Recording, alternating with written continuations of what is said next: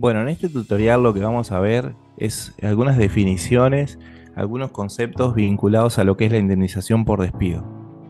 Lo primero que tenemos que entender es que la indemnización por despido es un dinero que se calcula con la intención de poder de alguna manera subsanar un perjuicio económico que le genera al trabajador perder su fuente de empleo.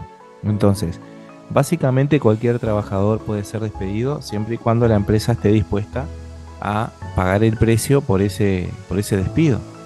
Y a eso se le llama indemnización por despido. ¿Quiénes están amparados? Están amparados casi todos los trabajadores, sea cual sea su actividad, y tanto sean mensuales, jornaleros, destajistas, o sea que ganen un sueldo por producción, o que ganen por hora. ¿Quiénes no tienen derecho a cobrar una indemnización por despido? Bueno, aquellos trabajadores que no son permanentes o que realizan tareas afrales o tareas transitorias o suplencias, por ejemplo. No generan, digamos, las condiciones para poder generar un despido. En cuanto a los trabajadores que tienen un sueldo mensual, primero tenemos que entender que trabajador mensual quiere decir que percibe un salario, un sueldo, por los 30 días calendario del mes. Por más que el trabajador no trabaja 30 días, se le paga por el mes calendario. Más allá de que sabemos que durante el mes tiene varios descansos. ¿Qué variables o elementos se toman en cuenta para calcular esa indemnización por despido? Bueno, primero es la remuneración que tiene, o sea, cuál es el salario que tiene, y luego es la antigüedad que tiene ese trabajador. Para poder hacerlo vas a encontrar que hay dos maneras, hay dos bases, o sea, o mejor dicho, hay dos partes. Lo primero, la primera parte va a ser crear lo que se llama salario base de cálculo.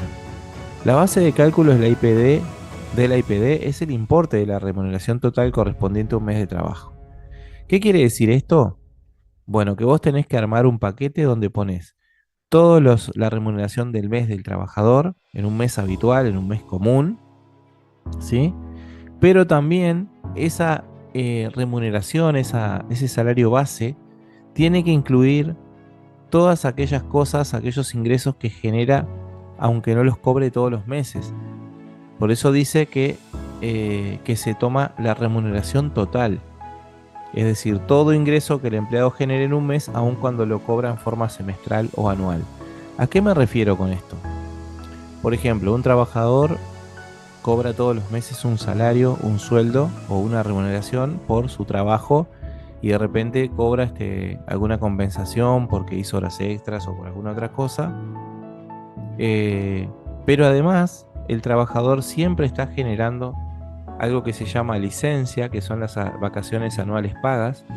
Está generando el salario vacacional, que es la licencia líquida que se cobra cada vez que salimos de licencia para poder descansar. Y después también se le paga el aguinaldo 2 veces al año. El aguinaldo todos sabemos que es como una remuneración más en el año, pero que se paga en dos partes. Bueno, ¿cuál es el tema? Que esas cosas no se cobran todos los meses, pero se generan todos los meses. Entonces, ¿qué tengo que hacer yo? Crear una base de cálculo que incluya licencia, salario vacacional y aguinaldo correspondiente a un mes de trabajo. Correspondiente a un mes de trabajo. Entonces, por ejemplo, si voy a agregar aguinaldo, ¿qué hago? Bueno, tomo el sueldo, la remuneración del mes y lo divido entre 12. Y eso me va a dar esa pequeña parte que yo tengo que incluir dentro del salario base de cálculo que voy a hacer. Con la licencia voy a hacer más o menos lo mismo. Sabemos que en la licencia, normalmente un trabajador sin antigüedad va a generar 20 días de licencia anuales. Y bueno, yo tengo que hallar el dinero de la licencia de un solo mes para poder sumarlo a este salario base de cálculo que estoy armando. Entonces, ¿qué voy a hacer? Bueno, puedo tomar los 20 días anuales y dividirlo entre 12 meses. Y ahí me va a dar 1,66 si no tiene antigüedad. Y ese 1,66 yo lo tengo que convertir en dinero. ¿Cómo lo convierto en dinero? Bueno, es bien sencillo. Necesito saber cuánto gana ese trabajador en un solo día y lo multiplico por 1,66. ¿Cómo sé cuánto gana en un día? Simplemente divido la remuneración en 30 porque es un trabajador mensual. Luego también precisamos ese pequeño pedacito, digamos ese cuota parte que se le dice de salario vacacional. Y el salario vacacional es el líquido de la licencia. Así que si yo calculé ya el valor de la licencia de un solo mes de trabajo, bueno, calculo el salario vacacional, que es el líquido de eso. O sea que tendría que hacer el cálculo de los descuentos habituales para saber cuánto es el líquido, y ese líquido sería el salario vacacional que yo voy a tomar en cuenta para el cálculo. De todas maneras, todo lo que tiene que ver con cálculo lo vas a ver en otra lección dentro de este mismo curso, que ahí voy a hacer ejercicios prácticos. Acá solamente estoy dando algunas definiciones teóricas. Luego también hay que tomar en cuenta las remuneraciones variables. Por ejemplo, crear un promedio mensual de las que se recibieron en el último año. ¿Cuál es el tema? Que por ejemplo, los trabajadores muchas veces hacen horas extras o hacen o cobran comisiones, y no todos los meses hacen la misma cantidad o cobran la misma cantidad de comisiones. Entonces tenés que hacer un promedio para poder incluirlo dentro de este mes base de cálculo que estás armando para la indemnización por despido. Después, si tiene propinas habitualmente, también se puede agregar ya sea un promedio o un ficto, que los fictos están en las páginas de la Seguridad Social. Generalmente se encuentran en el Ministerio de Trabajo o en el BPS, que son montos fijos que se usan a los efectos de los aportes y demás.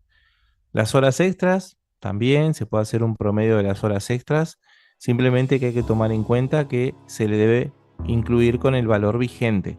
Por ejemplo, si el año pasado hizo 5 horas extras por mes, yo las voy a agregar a las 5 horas extras en este cálculo de mensualidad, pero se lo voy a agregar con el valor del sueldo de hoy, no el de hace un año atrás.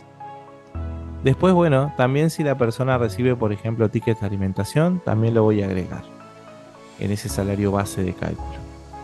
Luego, también hay que tomar en cuenta la antigüedad, ¿sí? Los empleados mensuales no tienen periodo de carencia, así que no se les exige determinada cantidad o determinada antigüedad, sino ya tener un contrato que no sea de prueba para poder generar el derecho a los despidos. Por cada año o fracción de antigüedad que tenga un trabajador mensual, tiene derecho al cobro del salario de un mes de indemnización. O sea, ese salario base que yo les digo, donde sumamos todo lo que cobra en el mes y le agregamos la licencia de un solo mes de trabajo, el salario vacacional de un solo mes de trabajo y el aguinaldo de un solo mes de trabajo. Eso se le llama salario de un mes de indemnización. Sería esto. Por cada año o fracción de año que tenga, le pagamos uno. El máximo que le podemos pagar a un trabajador son 6 mensualidades, o sea, el equivalente a 6 años. Quiere decir que si tiene menos de 6 años, se le va a pagar menos. Pero si tiene más de 6 años, igual no van a ser más de 6 mensualidades porque es un tope.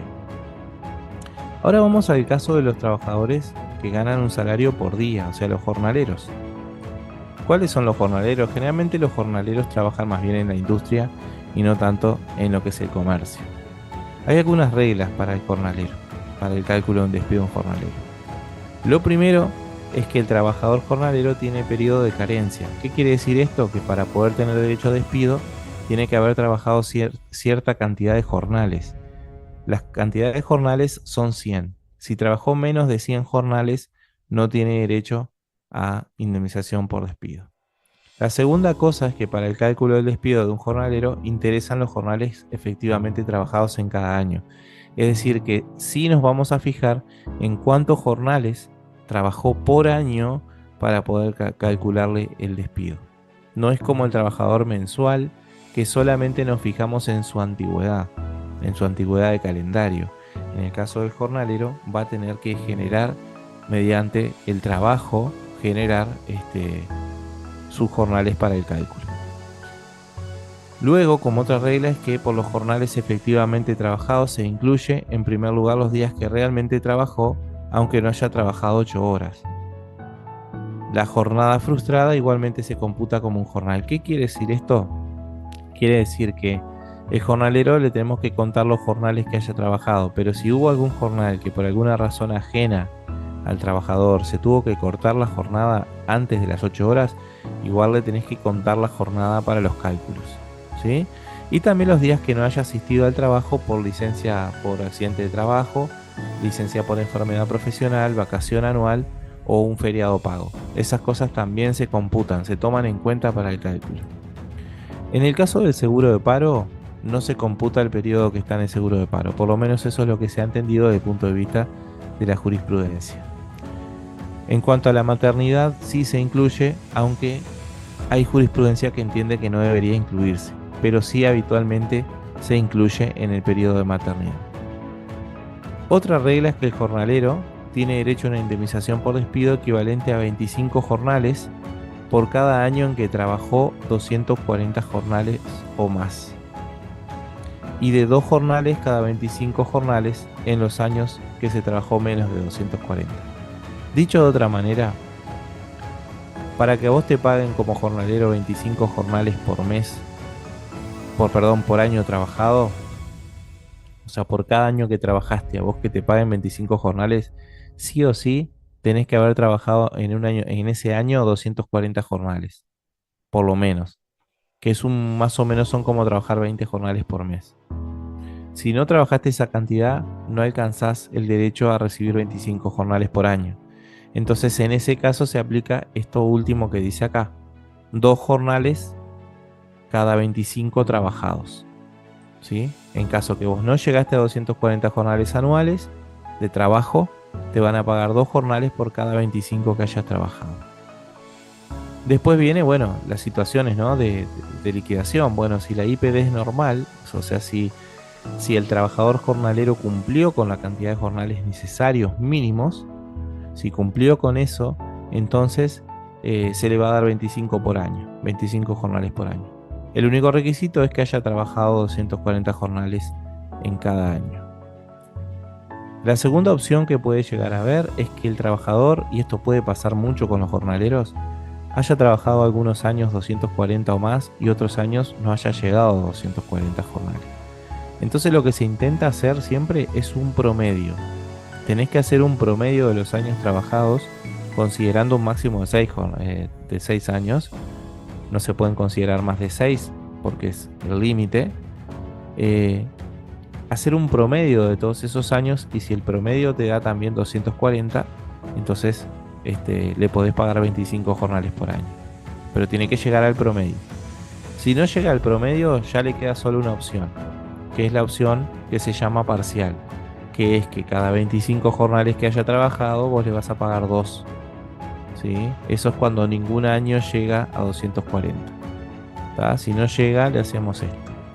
O sea, cuando no le podemos hacer un promedio porque no le alcanza para haber trabajado lo suficiente. El tope de indemnización total de un jornalero son 150 jornales, que es el equivalente a 6 años, porque son 25 por año, que máximo 150. Máximo por año 25 jornales le pagamos y máximo en total 150. Después hay otros costos que se pueden dar en los despidos, y a esta parte iba también, no tanto en los cálculos, eso lo vamos a ver en otro tutorial. Son los costos extraordinarios que se pueden dar cuando los despidos son por otras causas. Por ejemplo, nosotros hablamos del despido común, normal, una situación normal donde se decide que el trabajador no siga trabajando, ¿sí? ¿Cuáles son circunstancias especiales para los despidos? Bueno, uno se llama los despidos especiales y lo otro se llama los despidos abusivos. ¿Cuáles son los despidos especiales? Bueno, el primero es el trabajador enfermo. El trabajador enfermo es un trabajador que está con licencia médica por cualquier causa. Puede ser, no sé, una tendinitis, puede ser un problema en la espalda, no sé, lo que sea. ¿Tá? Si un trabajador, estando de licencia o después que se presentó dentro de los primeros 30 días de su reintegro, es despedido, entonces tenemos que pagarle el doble de una indemnización común. El ejemplo que pongo es el siguiente. Por ejemplo, si le correspondían 2 dos mensualidades, dos salarios bases de cálculo, nosotros le vamos a dar cuatro, o sea, el doble.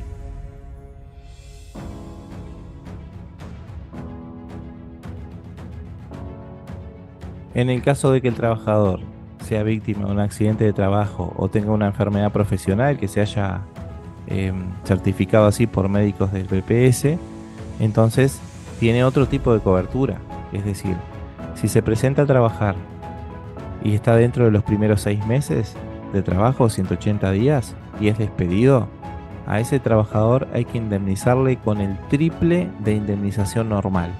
Por ejemplo, si mi indemnización normal eran 6 mensualidades porque tenía 6 años de antigüedad, bueno, entonces si me despiden estando con una enfermedad profesional o con un accidente de trabajo o dentro de mis primeros 6 meses de reintegro después de un accidente, entonces en lugar de 6 me van a tener que pagar el triple.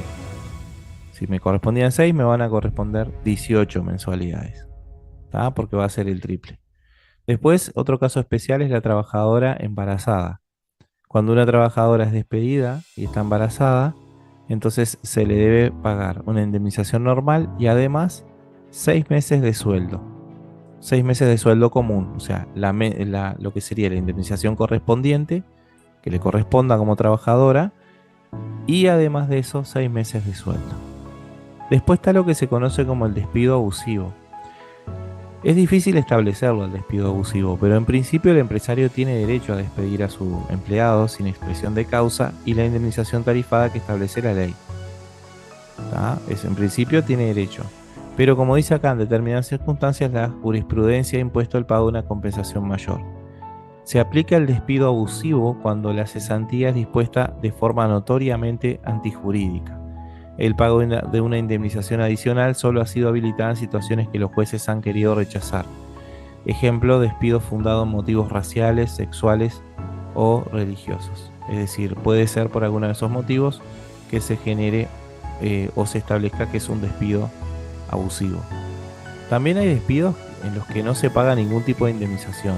Solamente se da en casos de faltas graves cometidas por el empleado. Si bien no está establecido bien cuáles son las faltas graves, por ejemplo, la agresión, el hurto, la deslealtad, el boicot, bueno, diferentes cosas que se puedan comprobar que se hicieron, pueden generar que no se les pague ningún tipo de indemnización al trabajador. Tiene que ver con su comportamiento y con su conducta.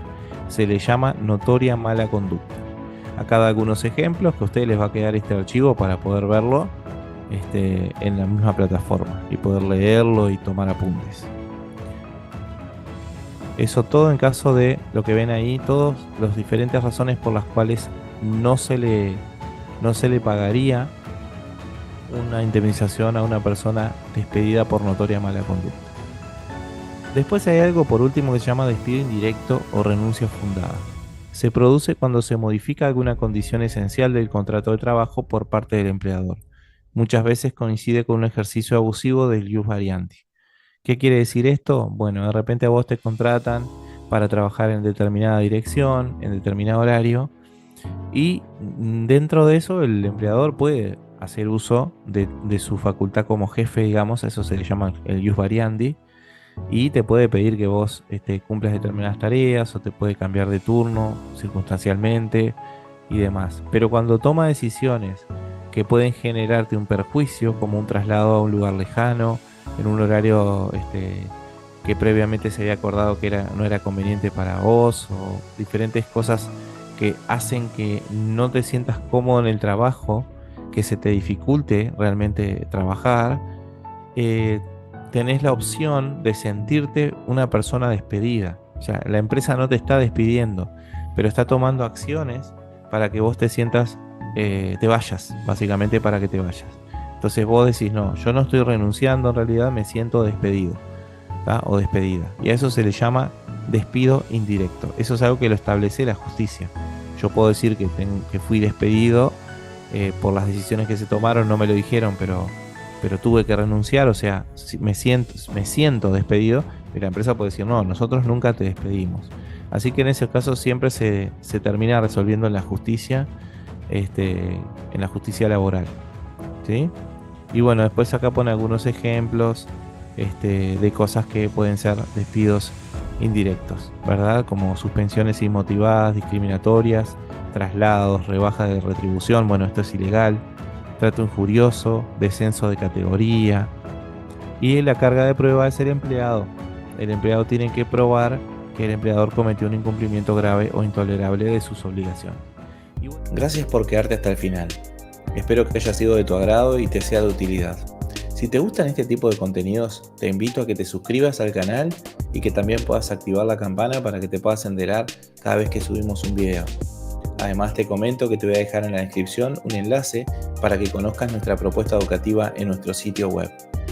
También te comento que tenemos un taller que tiene que ver con esta temática y tanto el taller como los diferentes cursos que tenemos son certificados. Nos vemos en el próximo video.